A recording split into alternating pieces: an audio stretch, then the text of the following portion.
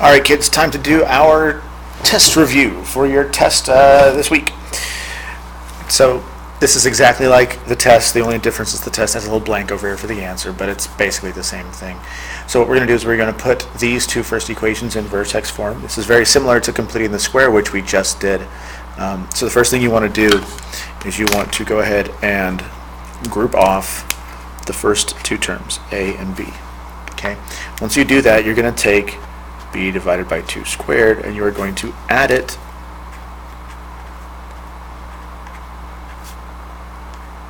into this equation, and then you're going to do the opposite over here so you can keep the equation balanced. So here b over 2, well, b is negative 22, so that'll be negative 22 over 2 squared.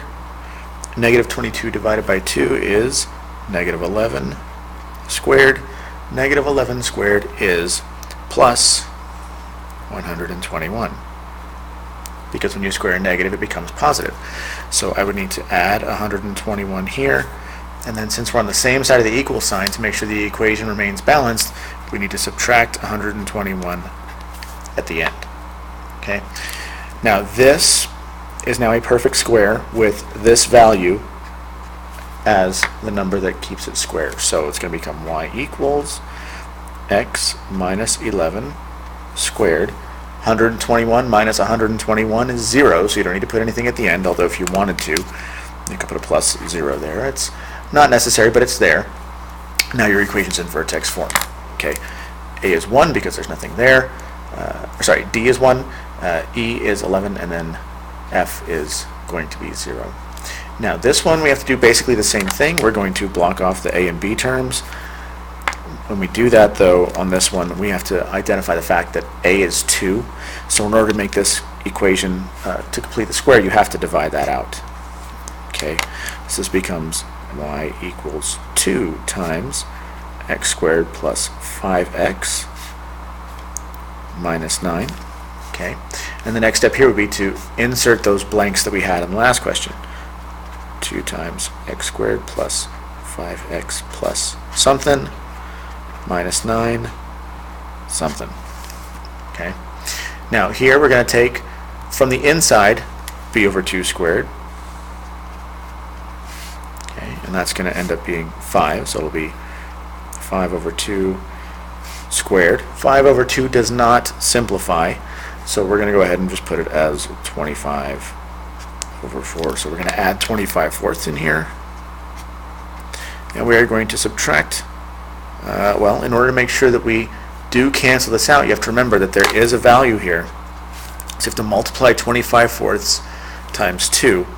So 25 over 4 times 2 over 1 equals 50 over 4. But I can reduce that. Okay, they're both divisible by 2, which is equal to 25 over 2. Okay, so I'm going to subtract 25 over 2. So that's the first part, making sure that those two things, if there's an a value, those two things will not be the same. But I can go ahead and complete the square with this. Remember, we're going to take this value, b over 2. That's what's going to go inside. So it's going to be y equals 2 times x plus 5 over 2 squared. Then the next thing I need to do is combine these two terms. So it'll be negative 9 over 1 minus 25 over 2. I need to make this like terms, so I'm going to multiply the first one by 2, which becomes negative 18 over 2 minus 25 over 2. Negative 18 minus 25 is going to be negative 43. And the bottom is the same, so we're going to have negative 43 over 2. And this is going to be my answer here. Okay, so there's my vertex. Vertex is at negative 5 halves, negative 43 halves. Okay. Next question says to put the following in vertex form and find the range. Well, we found the vertex form up here. The range is going to have to do with something else. So first thing you need to pay attention to when you are completing the square to create a vertex form is that a is negative. Now you cannot do that using completing the square, because when you square something, it automatically turns positive, so far as we've known.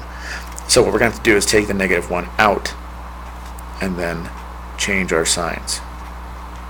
The last number, the 17, can stay because we're not going to change that. In order to complete the square, we just need a and b. But from here, we do need to go ahead and enter in our blanks. Okay, and we're going to take b over 2 squared. In this case, b is -7, which again doesn't simplify, just like the one up here. Okay, so you're going to square the top and bottom, which is going to equal 49 over 4. Okay, which is what we're going to add in to this equation. Now, remember up here we had to multiply this value times our square in order to figure out what gets subtracted out at the end. Same thing here. If I subtract this, because it's already being negative, it won't change. So I'm going to have to add it also, 49 over 4. Okay. So over here, not much work needs to be done. We have y equals -1.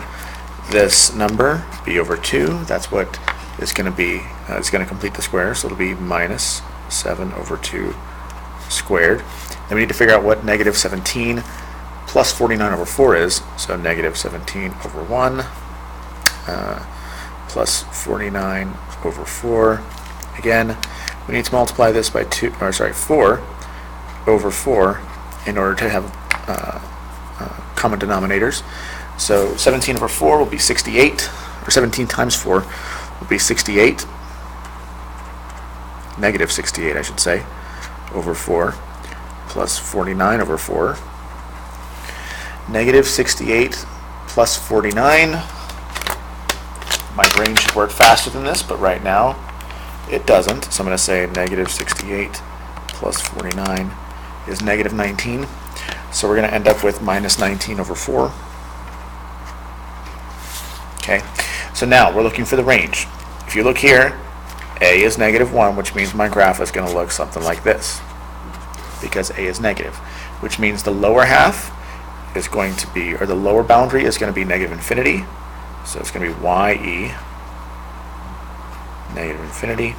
The top of the graph is going to be at -19/4. Now my graph isn't perfect because obviously this is negative and this is positive, but you get the idea. And we're going to have a bracket on that end because that's where the vertex will be. So this is my solution right here. Okay, let's go ahead and take a quick break. We'll do the second page and we should be done pretty quickly. All right, there you go.